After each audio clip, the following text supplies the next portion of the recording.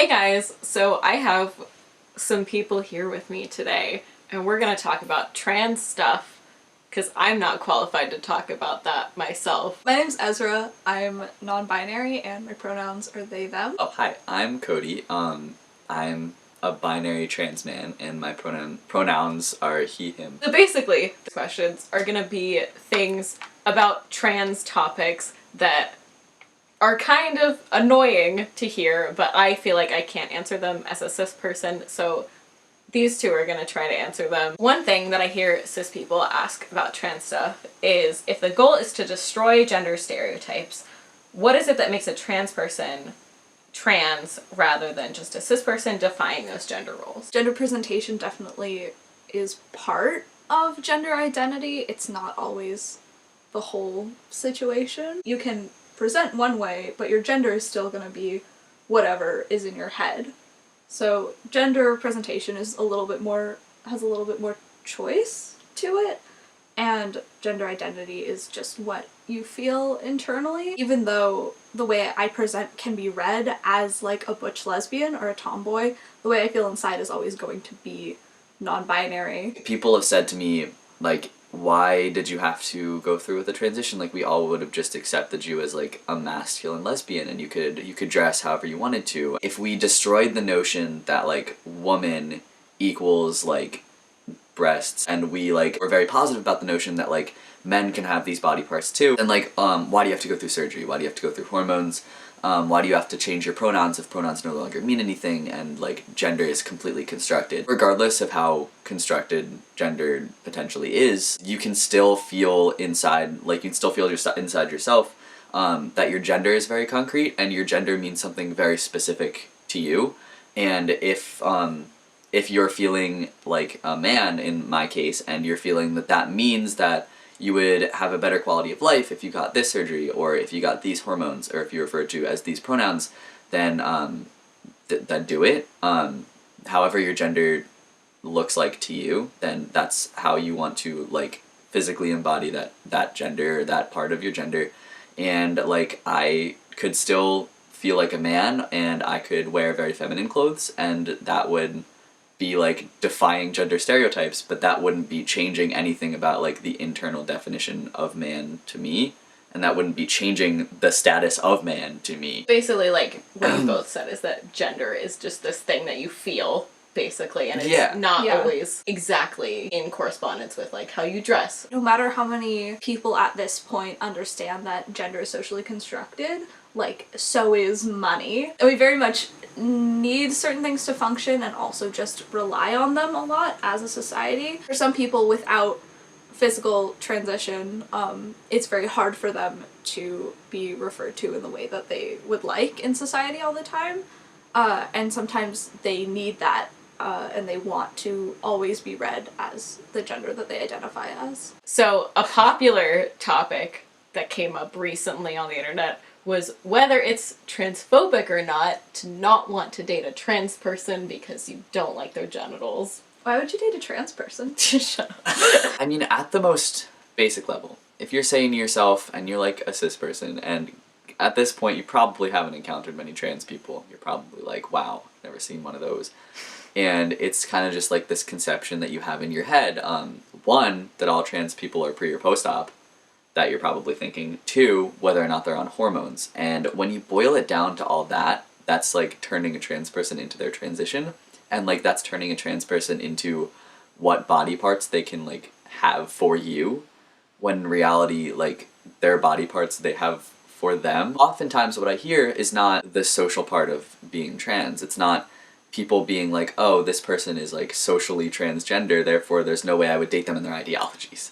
It's basically like, this is what this person has done to their body, and this is what the trans person's body looks like, so I can never have sex with them. What I would say to someone who's battling this within them about whether or not they can date a trans person and they can heap this burden on their shoulders, what I would say is, listen, if you feel uncomfortable dating a trans person, if you feel uncomfortable wondering this for yourself, I, for one, wouldn't go out into the world and say to everyone, I would never date a trans person. What I would do is harbor that feeling inside of you, examine it on your own time and at your own willing, never say that out loud, and just go through the world not letting trans people know that you won't date them and having them feel bad about themselves, but keeping that prejudice deep inside you and acting on it as you wish. You know, like if you're not gonna date a trans person, you don't have to say it. Like, but we're agreeing it's a prejudice. we're agreeing Yeah. it's a prejudice. It is. Oh Why? yes, Why like is it a it's a prejudice? deep-seated discriminatory issue. Yeah, and the problem is that no two trans people look the same or have the same body because no two people in the world have the same body. If you're only attracted to people of a certain gender and you go into every relationship expecting all of their bodies to look the same, then you're gonna be surprised a lot. God, news You're for gonna you. you're gonna be unhappy a lot. I understand being uncomfortable dating someone with a certain set of genitals, but the fact is you can't boil all trans people down to a set of genitals. That's just not gonna work out for you. That's just not the case for everyone. I think everyone has dating preferences and you can be wary about stuff, but the fact is ruling out an entire group of people that is very diverse, it's only gonna hurt your dating chances.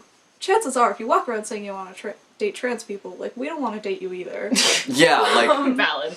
Yeah. we're gonna tell you off and move on. They're being like, no, I don't want to date trans people, and you can't force me to date trans people. Yeah. I hear that a lot. Yeah, You can't it's like- force me to have sex with you. No one's asking you to. You're sexually assaulting me by telling me that it's transphobic for me to not want to date trans people. So another thing that comes up a lot is what pronouns should I use to refer to a trans person when they were pre-transition and why? I think that the safe thing to do is to assume that the pronouns they use now, those are the pronouns you should use to refer to them like in childhood or like when they were born and things like that. I know some people, including myself, will use like different pronouns because they're trying to get a point across, but you should never do that if you don't know for a fact and you don't have permission from the person to do that. Another question is, how can a trans person be trans without experiencing dysphoria? So when I usually hear people ask this question, they're generally talking about one kind of dysphoria, which is gender dysphoria that focuses on your body. Usually people don't talk a lot about social dysphoria, which involves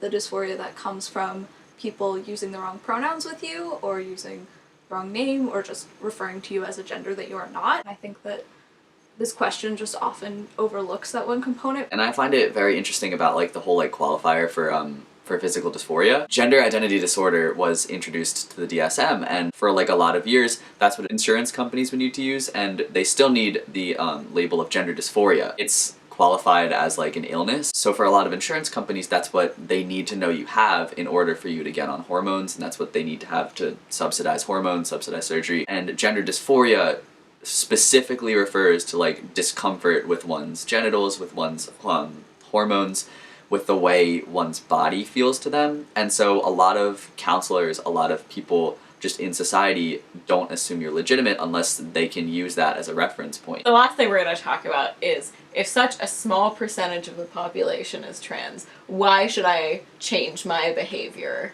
as a cis to accommodate? I'm not asking anyone to like lift me on their shoulders and carry me to and fro, just cater to my every need and bow down at my feet.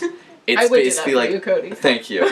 I appreciate it. But I'm not asking you to, is the point. I don't understand what the big deal is about using a different name and different pronouns. Like 9 times out of 10, that's all you'll be asked to do. And it's like as simple as words.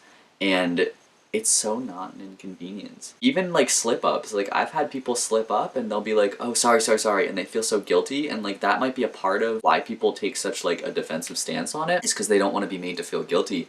But at that point, it's like any slip up you do. You say sorry and you move on, and eventually it gets easier. Messing up pronouns is like when you call the teacher mom. Like, it's I called my lunch lady sensei once.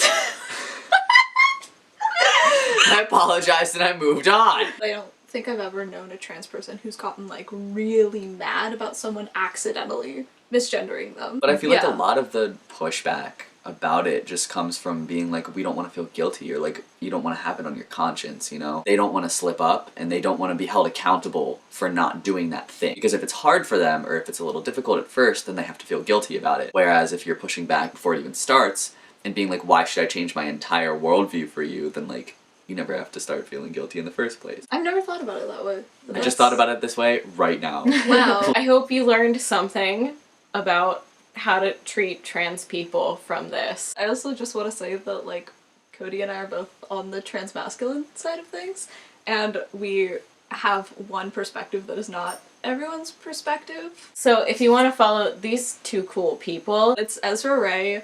That's it. I talk about being non-binary sometimes. I talk about my life. My YouTube channel is Call Me Cody. I don't do a whole lot of like discourse videos. I don't do a whole lot of like educational stuff. Basically, it's like just documenting what I've done. I started when I was 16 and I was like a small child and I had a bowl haircut, so go check that out. And I just like follow my transition, including like hormones and recent top surgery. I'll leave both of their information in the description. Thanks for watching, and I'll see you guys next time we make a video. Oh, because you're gonna cut this out. Yeah, that's how that works, Cody. Trans is very serious. Very pale all the time. Trans people don't laugh. Okay. Are you pro-trans I'm now? very pro-trans. I'm dating Damn. ones. Spit in my eye. It's transphobic. Yeah. I spit on a trans person, not clip. I guess YouTube, but that would be weird. Yeah, I feel like that's your thing. Yeah. You have a really cool. Do you like? I go. Do you even watch? Oh my god.